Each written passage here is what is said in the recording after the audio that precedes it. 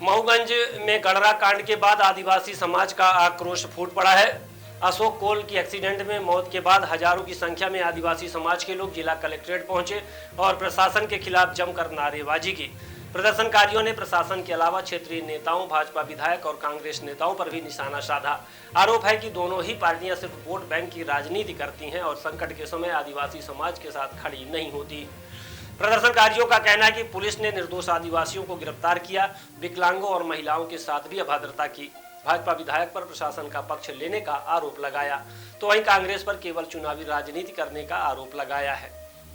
आइए सुनते हैं प्रदर्शनकारी आदिवासी नेता का क्या कहना है। आज आप लोग बड़ी संख्या में यहाँ किस लिए उपस्थित हुए? आज गड़रा में जिस प्रकार से आदिवासी समाज के खिलाफ अत्याचार हुआ था, उसके विरोध में पूरे जिले से, पूरे प्रदेश से तमाम आदिवासी समाज के लोग, प्रतिनिधि आज यहाँ पर प्रत्येक जिले से और प्रत्येक गांव से लोग यहाँ पर उपस्थित हुए थे और इस बात को हम लोग दर्शाने का प्रयास कर रहे थे कि जिस प्रकार से वहाँ पर 42 से ज्यादा लोगों पर गिरफ्तारी हुई है और तमाम लोगों का फर्जी मुकदमा दर्ज किया गया है। घटनाएं जो भी रही हो उसकी न्यायिक समीक्षा हो, न्यायिक जांच हो और हम लोग तो मांग ये भी कर रहे थे कि सीबीआई जांच हो और जब तक सीबीआई जांच नहीं होगा तो अशोक कोल की कैसे मृत्यु हुई है इसकी हम लोग पारदर्शिता तरीके से नहीं समझ पाएंगे कि इसमें वास्तविक घटना कैसी थी। और हम लोग इस बात को भी आज एसपी साहब के समक्ष हमारे प्रतिनिधिमंडलों ने बात किया है कि जो वहां पर 15 से 20 लोग 15-15 साल के बच्चे जेल में हैं तो उनका क्या अपराध है। इस बात को लेकर हम लोग जानकारी लेने के लिए यहाँ पर आए थे और एक हम लोग का ये सांकेतिक धरना है। अगर आगामी समय में हम लोग की बातें नहीं सुनी जाएंगी तो ये जो यहाँ पर हजारों का जो हुजूम है आगामी समय पूरे प्रदेश स्तरीय में ये लाखों में बदलने के लिए मजबूर हो जाएगा। इसके लिए पूरी जिम्मेदारी शासन, प्रशासन और प्रदेश सरकार की होगी। पुलिस प्रशासन क्या आश्वासन मिला आपको?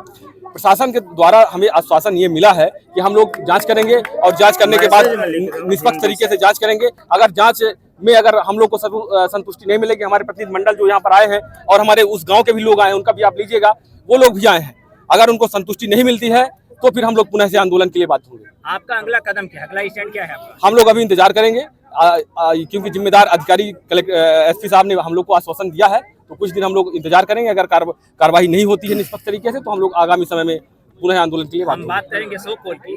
जी, पुलिस रिपोर्ट कहती है कि उनकी मृत्यु दुर्घटना में हुई है। देखिए, पुलिस रिपोर्ट तो तमाम तरीके के बनती बिगड़ती रहती हैं, ये मैं जाना नहीं चाहता हूँ। बहुत ऐसे देश में घटनाएं घटती हैं लेकिन जब जांच होती है उसकी तो दूसरी चीजें आती है। अगर हम कहते हैं पुलिस, अगर अशोक की हत्या नहीं थी, अगर एक्सीडेंटल मौत थी तो भैंस कहाँ गई जिसका बता रहे हैं कि भैंस थी। और दूसरी बात, अगर हम ये भी जानना चाह रहे हैं आपके माध्यम से कि जिस प्रकार से यहाँ पर एसपी कलेक्टर को किस स्थानांतरित किया गया, किसकी जिम्मेदारी थी, क्या लापरवाही लोगों ने किया था, किसको दबाने का प्रयास किया गया है, ये बात हम लोग जानना चाहते हैं। आखिर क्यों न एसपी कलेक्टर को यहाँ पर स्थानांतरित किया गया है और तमाम जिले के संभाग के अधिकारियों को यहाँ पर क्यों स्थानांतरित किया गया है, ये हम लोग जानना चाहते हैं। मतलब आपका आरोप पुलिस पर भी है? प्रशासन और यहाँ पर बड़े नेताओं का पूर्ण संरक्षण है। जिस वजह से अशोक कोल की मृतक जो अशोक कोल की हत्या हुई है उसकी जब तक निष्पक्ष जांच नहीं होगी तब तक हम लोग नहीं समझ पाएंगे कि ये जो आगामी 15 तारीख की जो घटना घटी थी इसके बारे में हम लोग तभी खुलासा कर पाएंगे। आप लोगों ने अपने जनप्रतिनिधि से बात की? तमाम प्रतिनिधियों से बात हो रही है और हम लोग तो लगातार ज्ञापन के माध्यम से सरकार के प्रतिनिधियों के बीच में हम लोग ले जाने का प्रयास कर रहे हैं लेकिन स्पष्ट हम लोग को जवाब नहीं आने के होने की वजह से पूरा समाज आज यहाँ पर आक्रोशित होकर एसपी और कलेक्टर से मिलने के लिए यहाँ पर आए हुए। वर्तमान विधायक से भी आपने बात रखी? तमाम हमारे लोग जो है, विधायक से मैं कहना नहीं चाहता, तो कोई राजनीतिक टिप्पणी नहीं करना चाहता था, लेकिन ये बात यह है कि जब चुनाव का समय आता है तो हमारे तमाम जो यहाँ पर चाहे भाजपा के नेता हो, चाहे कांग्रेस के नेता हो, सब आदिवासी वोट बैंक को साधने के लिए चले आते हैं। लेकिन आज इतना बड़ा अत्याचार हो गया लेकिन उस आदिवासी परिवार के लिए कौन खड़ा हो रहा है, हम लोग ये जानना चाह रहे हैं। और ये जो माननीय विधायक यहाँ के हैं उनका कोई स्टैंड नहीं आ रहा है, आदिवासी तैसी दिखाई नहीं दे रहे हैं। कैसे हम लोग को पता चलेगा कि ये आदिवासी तैसी है? मतलब प्रशासन का दोहरा रवैया आप लोगों का? बिल्कुल एक तरफा कार्रवाई हो रही है, एक तरफा कार्रवाई आदिवासियों के साथ हो रही है। अगर निष्पक्ष जांच होगी तो उसमें बहुत सारे आरोपी पकड़े जाएंगे, ये हम लोग मांग रहे हैं। हर चुनाव में नेता आते हैं, बड़े बड़े वादे करते हैं, लेकिन जब हमें जरूरत होती है तो कोई साथ नहीं देता। यह कहना है बीएसपी के नेताओं का। भाजपा विधायक प्रशासन का समर्थन कर रहे हैं जबकि कांग्रेस सिर्फ वोट बैंक की राजनीति कर रही है। स्थिति को देखते हुए प्रशासन ने भारी पुलिस बल तैनात किया। प्रदर्शनकारियों ने जिला कलेक्टर को बाहर बुलाने का ज्ञापन सौंपने की मांग की। आइए सुनते हैं पुलिस अधीक्षक ने क्या कहा है। सर, ये आज ज्ञापन देने आए हैं, किस मुद्दे के?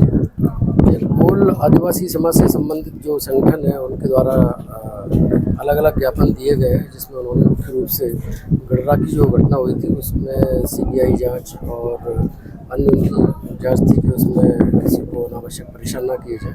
इस तरह के मुद्दों की उन्होंने एक ज्ञापन दिया है जिस पर हम आवश्यक कार्रवाई करते हैं। और इसमें क्योंकि मामला अभी इन्वेस्टिगेशन में है और इन्वेस्टिगेशन में जो भी फैक्ट्स आएंगे, जो भी साक्ष्य आएंगे, हम उसके आधार पर कार्रवाई इसमें करेंगे आगे।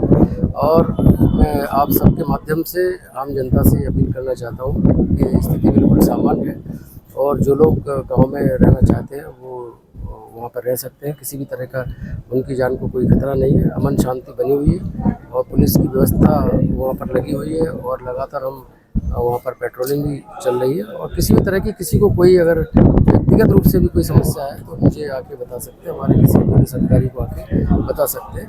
बाकी वहाँ स्थिति बिल्कुल सामान्य है। प्रशासन के आश्वासन पर एक निश्चित समय सीमा के वादे के बाद आदिवासी समाज ने फिलहाल आंदोलन स्थगित कर दिया है, लेकिन प्रदर्शनकारियों ने साफ कर दिया है कि अगर उनकी मांगों पर जल्द कार्यवाही नहीं हुई तो वे फिर से आंदोलन के लिए तैयार रहेंगे। अब देखने वाली बात यह होगी कि प्रशासन और नेता अपने वादों पर कितना खरे उतरते हैं या फिर मऊगंज में आंदोलन की चिंगारी दोबारा भड़कती है।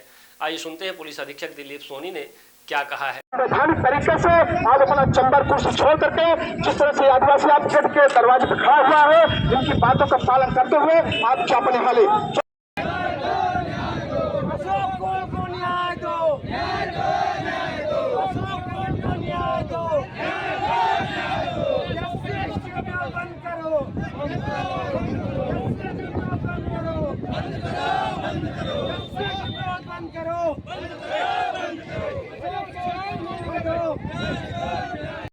अशोक कोल का बार बार नाम आ रहा है, क्या मामला है सर? ये उनकी मृत्यु जो हुई थी जिन परिस्थितियों में, उससे ये इनका समाज जो है वो उनको उस पर कुछ आपत्तियां हैं कि उसकी जो जांच ठीक से नहीं की गई। उस मुद्दे पर भी हम देखेंगे इसमें हम क्या वैधानिक कार्रवाई कर सकते हैं। सर, अभी बात हुई कोई महिलाओं का आरोप है कि हमारे घर से जबरन लोगों को पकड़कर लाया गया है, तब कि हम लोग बाहर थे, उसी दिन गांव आए हैं और पुलिस आई है और उठा के ले गई। ये जानते हैं आप कि बहुत ही विवश घटना थी ये जो भी घटना हुई है और बहुत ही गंभीर घटना है। शायद मऊगंज के इतिहास में ऐसी पहले कभी नहीं हुई हो। तो इतनी बड़ी घटना में और इतने आरोपी जब इसमें शामिल हो तो इसमें हमारे द्वारा जो भी कार्रवाई की गई वो कानून के दायरे में और साक्ष्य के आधार पर की जाती है। आदिवासी समाज के लिए क्या संदेश है? आदिवासी समाज के लिए मेरा यही संदेश है कि जो लोग दोषी नहीं है इस मामले में वो बिल्कुल निडर होके अपने घरों पे वापस लौटे और वहाँ पर अपना जैसे पहले ज़िंदगी जीते थे वैसे ही अपना आम जीवन जिए। धन्यवाद। स्मार्ट बनो, सोलर स्मार्ट चुनो। प्रधानमंत्री सूर्य घर योजना 78,000 की सब्सिडी के साथ राजकिरण इंटरप्राइजेस से सोलर अपनाओ, बिजली के बिल की परेशानी से निजात पाओ। राजकिरण इंटरप्राइजेस, हमारा पता है जॉन टॉवर, कॉलेज चौराहा, रीवा। हमसे संपर्क करें 62 60 23 65 07 88 39 74 77 11 88 27 57 71 00।